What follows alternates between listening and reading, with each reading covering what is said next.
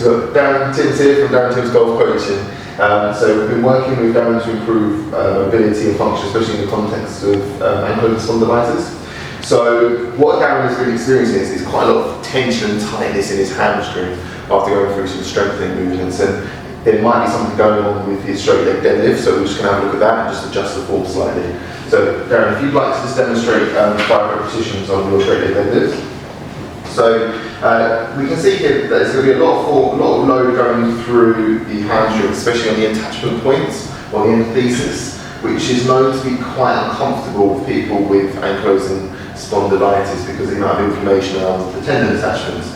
So if you want to wrap that for me, please, Darren. So the reason why there was maybe a bit more load going through your hamstrings is your knees are relatively hyperextended, so that's going to put a little bit more strain on the tendons here. And the load is quite far away from the fulcrum, so it's coming out in front of you. So what you should do this time is drive the bar into your legs. That's going to create a little bit more back tension to support you. I want you to soften the knees a little bit more, and I want you to bow forward and push your hips back as you go. So you can already see that Darren's able to go a little bit further because we've taken a bit of slack out of the or put a bit more slack into the hamstrings.